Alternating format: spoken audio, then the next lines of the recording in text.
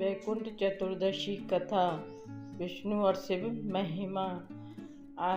नमस्कार दोस्तों, भाई और बहनों, जय श्री हरि हर हर महादेव। आज हम सुनने जा रहे हैं वैकुंठ चतुर्दशी व्रत की दिव्य कथा। है पावन दिन जब स्वयं भगवान विष्णु और भगवान शिव एकजुट होकर भक्तों पर कृपा करते हैं।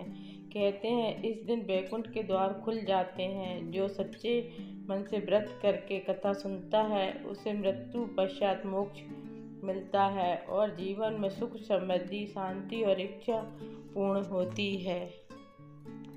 पौराणिक कथा आरंभ। बहुत प्राचीन समय की बात है। काशी नगरी में एक धर्मात्मा ब्राह्मण रहता था। दयालु, सत्यवादी और अत्यंत तपस्वी उसका नाम था धर्मदास। वह भगवान विष्णु का बड़ा भक्त था। रोज स्नान, पूजा, दान, जप और व्रत करता।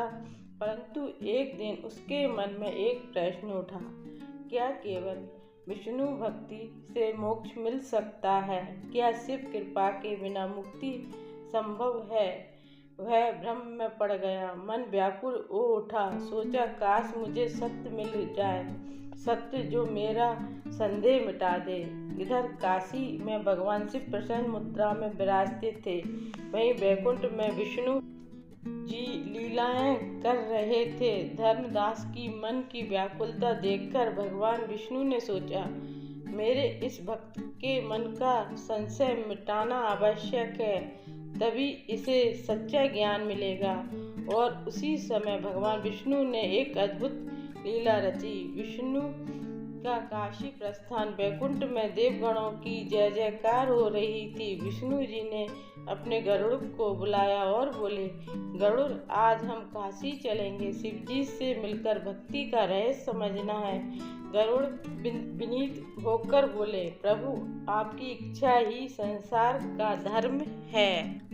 और फिर आकाश में जय जयकार होती है। जय श्री हरि। भगवान विष्णु काशी की ओर चल पड़े। गंगा तट पर अद्भुत लीला। काशी पहुंचकर भगवान विष्णु मणिकर्णिका घाट पर खड़े हो गए। शिवजी ने ध्यान में यह सब देख लिया। वे मुस्कुराए और माता पार्वती से बोले, उमा, आज मेरे प्रिय विष्णु यहाँ आए हैं, चलो हम भी मिलते हैं। और फिर शिवजी माता पार्वती जी संग वहाँ पहुँचे। भगवान विष्णु ने आगे बढ़कर प्रणाम किया। हर हर महादेव। शिवजी ने हंसकर कहा, नारायण, आज किस शुभ कार्य से पधारे? विष्णु बोले, हे शिव, संसार में भक्ति द्वंद्व बनती जा रही है। एक कोई केवल शिव को मानता है, कोई केवल हरि को। लोग भूल गए हैं कि हम अलग नहीं, एक है। भक्त का भ्रम दूर करना है। शिव बोले, है ही कहा। नारायण, जो शिव को हरि से अलग समझे वह ज्ञानी कैसे? दोनों देव प्रेम से आलिंगन कर हंसे। काशी की धरती धन्य हो गई। सारे देवता इस मिलन को पर नतमस्तक हो गए। विष्णु शस्त्र त्याग। इस दिव्य दिन भगवान विष्णु ने अपने 4 शस्त्र शंख, चक्र, गदा और पद्म शिव जी को अर्पित किए। बोले, हे शिव, मेरे भक्तों को अपनी कृपा दें। आज मैं आपको अपने अस्त्र समर्पित करता हूँ। शिव जी ने उन्हें स्वीकार किया और बोले, नारायण, मैं भी अपनी जटा से गंगा प्रवाहित कर आपके भक्तों को पवित्र करूँगा। उसी क्षण शिव जी ने अपनी जटाओं से गंगा को प्रभावित किया और वह स्नान भूमि बनी। मणिकर्णिका।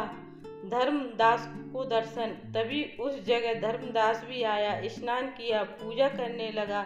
जब उसने विष्णु और शिव को साथ देखा, उसके नेत्र झलक पड़े। वह रोते हुए बोला, प्रभु, मैं मूढ़ हूँ, मैं कैसे संदेह कर बैठा। शिव और हरि अलग नहीं, आप दोनों एक ही हैं। कृपा कर मेरा संशय मिटा दिया। भगवान विष्णु ने उसे आशीर्वाद दिया, भक्त, आज तुम्हारा जन्म सार्थक हुआ। आज का है पावन दिन वैकुंठ चतुर्दशी कहलाएगा। शिवजी बोले, जो इस दिन व्रत करेगा, दीप जलाएगा, तुलसी व बिलपत्र अर्पित करेगा, उसे स्वर्ग, मोक्ष और भक्ति सभी मिलेगा। तभी आकाशवाणी हुई, नारायण नारायण। और नारद जी बोले, भाग्यशाली हैं जो भक्त जो आज इस कथा को सुने। धर्मदास ने हाथ जोड़कर कहा, प्रभु मुझे वैकुंठ धाम में स्थान मिले। विष्णु बोले, तुम मृत्यु के बाद सीधे वैकुंठ जाओगे। और ऐसा ही हुआ। वैकुंठ चतुर्दशी का महत्व, इसलिए इस दिन विष्णु और शिव दोनों की पूजा होती है। तुलसी और बिलपत्र अर्पित किए जाते हैं। स्नान, दीपदान, मंत्र जाप और व्रत किया जाता है। वैकुंठ के द्वार खुलते हैं, मोक्ष की प्राप्ति होती है। पूजन विधि संक्षेप में, प्रातः स्नान कर घर या मंदिर में दीप प्रज्वलित करें। गंगा जल, पुष्प, चावल, धूप, दीप नैवेद्य चढ़ाएं। विष्णु जी को तुलसी, शिव जी को बेलपत्र। ओम नमो भगवते वासुदेवाय, ओम नमः शिवाय दोनों मंत्रों का जाप करें। रात को भी दीपक जलाकर भगवान के सामने रखें। फलश्रुति, जो भक्त श्रद्धा से व्रत करता है उसके पाप नष्ट होते हैं, दुख दूर होते हैं, घर में सुख शांति और संपन्नता आती है। अंत में वैकुंठ धाम की प्राप्ति होती है। समापन प्रार्थना। हे प्रभु विष्णु, हे महादेव, हमारे जीवन से भ्रम, दुख, रोग, दरिद्रता दूर कर भक्ति, ज्ञान, प्रेम और मोक्ष का मार्ग दिखाएं। सबका कल्याण करें। हरिओम तत्सै। जय श्री हरि। हर हर महादेव।